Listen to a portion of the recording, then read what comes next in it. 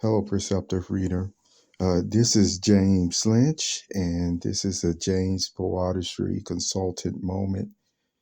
I could actually take maybe even the next hour developing all the background of what I'm really just about to say to you within the next 5 minutes. Now, if you want me to, just go to buymeacoffee.com/James Poetry. But if you don't, then you'll just have to do the research for yourself. And if you don't believe me, then you should know by now, over the years, if I tell you you can take it to the bank, you can take it to the bank. So you can just, these other individuals who listen, they can sit up there and they can deny it and fool themselves all they want. Jehovah God will reveal it.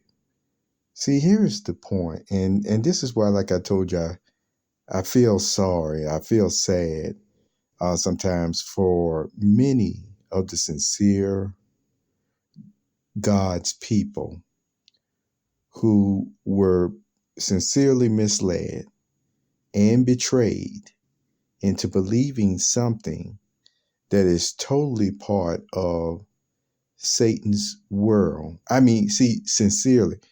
And it was by ones who even had the authority to just say, no, you're not going to do this, the one of God's sheep. But because of themselves, many of them being fooled and misled as to exactly what was going on with some of these contracts, they just sent God's people like sheep to the slaughter, to be abused and taken advantage of. And then some of them even allow Satan's own world to dictate, so to speak, the legalities, or I'm going to say statescraft, as to why this is so. And the scripture that I argue against this one point on, and I know these words are true, is based on Jesus' words about pay back Caesar things to Caesar and God's things to God. So Satan does not have any right at all telling the church that the church has to provide a human sacrifice to him and his system. As I mentioned, I'm not going to go into details unless you really ask. But some persons know, after hearing that statement, they know exactly what I'm talking about. So I want to emphasize again, Satan, and I know what type of one scripture or two scriptures they try to use to make it seem like he has such authority to do so. And yet, I know quite a few of the other scriptures that goes to show, that's those one or two scriptures they try to use, it does not go along. It is not the same content. It's apples and oranges as far as what was going on. And why it was only for that moment of time, so to speak, when Jesus was on earth. Just like a lot of stuff was only for that moment of time for when Jesus was on the earth. And yet now here it is, we're more than a couple of thousand years later.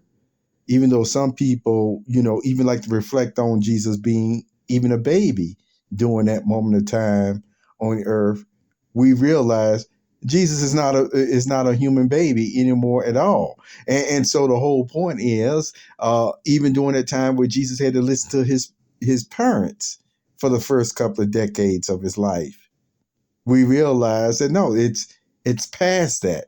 But we got the history to at least know what was going on. So to still try to make some type of application to some of the other events or what was just designated for that time for Jesus to behave and even accept, that's the word I want to use, even accept certain requests Okay, the request was fulfilled and it was done with. It was done with. Same thing with the ransom sacrifice. Once Jesus gave his body as a ransom sacrifice, what happened to all the other animal sacrifices? They fulfilled their moment. They fulfilled their time. They fulfilled the purpose. And so guess what? No longer are we to actually, like I said, be doing animal sacrifices. So, as I mentioned before, I could go on for the next hour or so to explain what was saying, but the point I wanted to make clear to you, Satan does not have the right or the authority to be requesting a human sacrifice from God's church to run his system of things. Take care.